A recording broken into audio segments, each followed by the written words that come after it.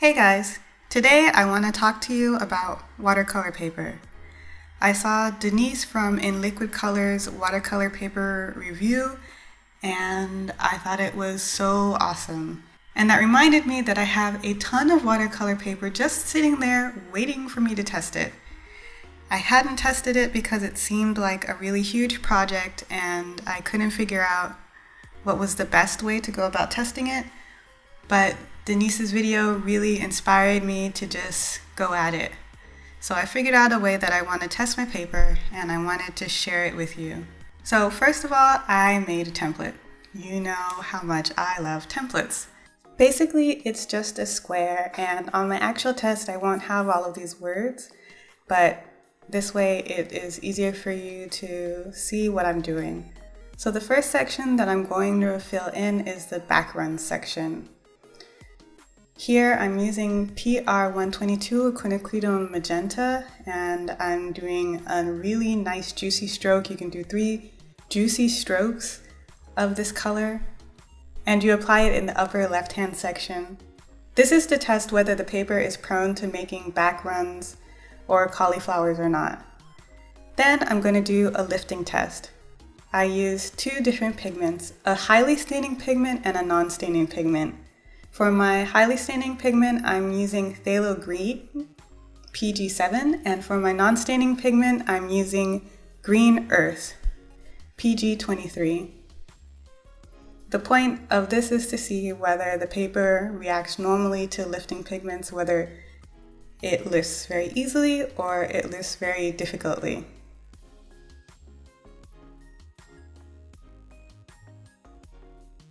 The next test after that is the granulation test. I'm using Lunar Black, which granulates very heavily. It's PBK11. I want to see what the granulation looks like on this paper. Some papers encourage granulation, some papers discourage it. Some papers just have a really weird, ugly granulation pattern, so having this box will help you see what that's like on this paper. The next box after that is mixing. I use a blue color, which I'm going to use for the wash, which is a mixture of ultramarine blue and zirconium cerulean. You don't have to use this color. You could also use regular cerulean, or you could also use cobalt violet. And I mix that with PY151, which is azo yellow. And I just let the 2 colors mix on the page to see how the paper encourages that wet on wet blending and to see what kind of textures it makes. Next, I use the same PR122 that I used above to do some thin strokes, kind of varying how quickly I make them, how thin and thick they are, just to see how well this paper takes detail.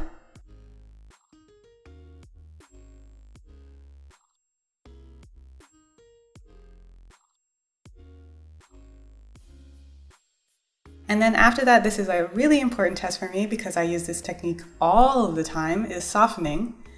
I put down a bit of pigment on the paper and then I use a damp but not wet brush to soften the edge of the pigment so that it makes a gradation to the white. And this is so I can see how this paper works with that technique. Normally, lower grade papers don't really do softening very well.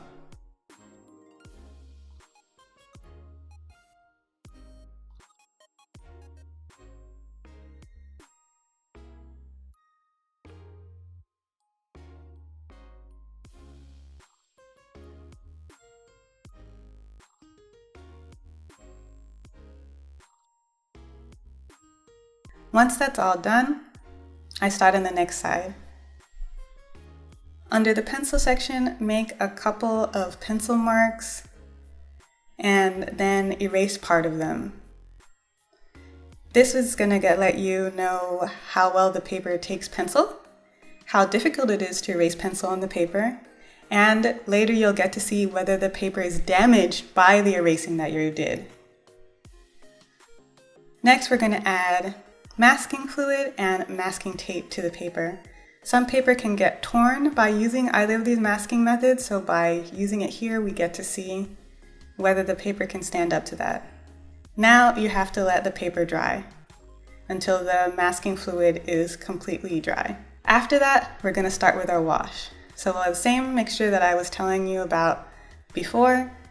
using ultramarine blue and zirconium cerulean in my case. The reason why we're using these pigments is because it actually, since they're both granulating, it's actually pretty difficult to make an even wash with them, which is exactly what we want, because that lets us see any imperfections in the paper.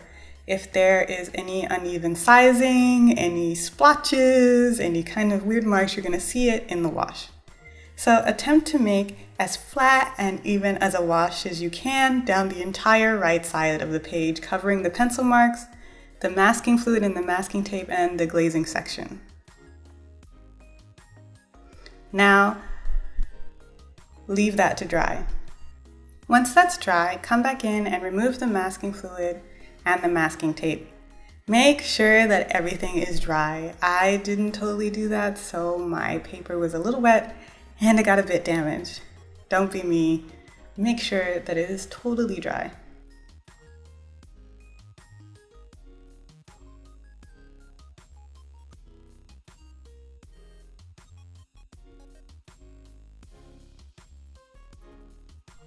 Once you have taken that off, put a vertical stripe of the quinacridone magenta color across both the section where you had the masking fluid and the masking tape.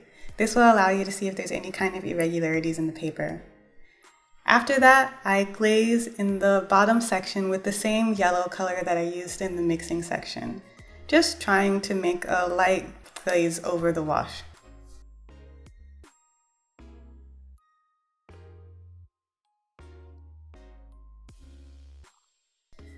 The last thing that we have to do is the lifting test. So I tried to do this with a series of 3 strokes using a stiff brush and a paper to blot.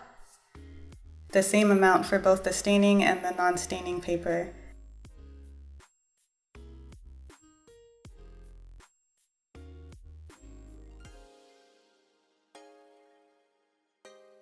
And then that's it. You did it. You tested your watercolor paper. Using this format, you can get to know a lot of things about your paper. Obviously, you can do different tests if you do different things with your paper. I don't do a lot of scratching or sponging, so I didn't do a test for that, but I did do tests for things that are important to me.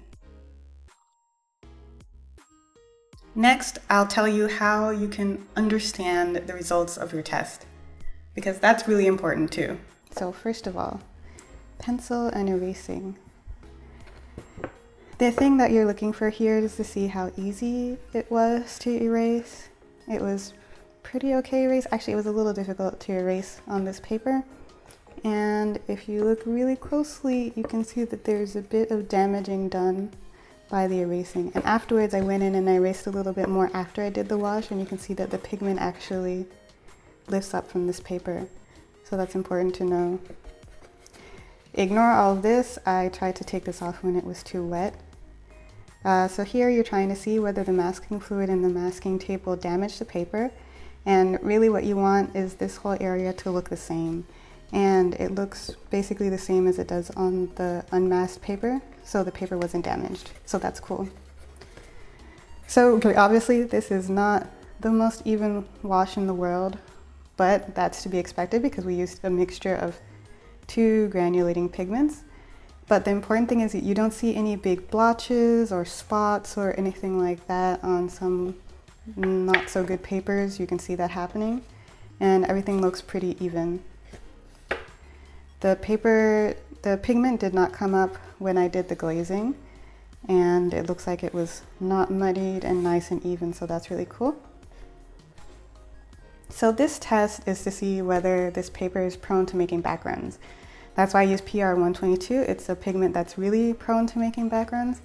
And for me, I think that this is pretty good. I mean, you could say that this is a slight background, but I think that this is like pretty nice and even. I just tried to put as much water on it so that it would dry unevenly, but even so, I don't see any big cauliflows or anything like that, so that's cool. The lifting is normal. I would expect this not to come off very much because that's the yellow green. I would expect this to basically go to white because this is green earth. So that's exactly what happened. I really like the granulation here actually. It looks very nice and pretty. It doesn't have like a weird granulation texture. It doesn't stop it from granulating. So I'm happy about that. The colors were able to blend together pretty well. There's a bit of a hard line there, which I'm not sure if that's the paper or if I took forever to put that on, but I prefer there to be like a seamless blending between the two. And the color looks pretty nice. Has some nice textures going into the blue. So the detail strokes, this is really important for me. I wouldn't use this paper for details because the line, I don't know if you can see it, is kind of broken on the edges. So I think it would be kind of difficult to get detailed strokes. It's kind of difficult to get like super tiny strokes.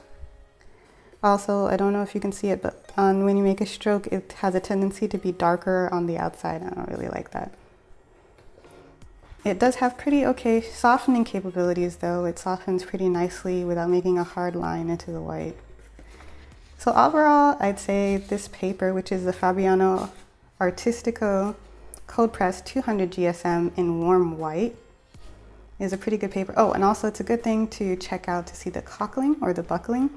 Right now, it dried down to not be too terrible. But I don't know if you saw in the video during the wash, this completely curled over. I didn't straighten it out at all, so it flattened out again, so that's pretty cool. But this is a pretty lightweight paper. I would definitely stretch this if I were going to paint with this. But so that's how you can interpret the test that you did, and so then you can really know whether you should keep buying that paper or you should try something different. Or whatever. You need to figure out like what's important to you for cold press and hot press paper. You're probably going to have different standards for cold press and hot press paper. I personally have different standards for cold press and hot press and different brands that I like for cold press and hot press. So you need to figure out what you like. And so I hope that was helpful, that you learned. Let me know if you have any questions, and tell me, what is your favorite watercolor paper? I'm going to be doing a ton of tests. Let me know. See you later. Bye.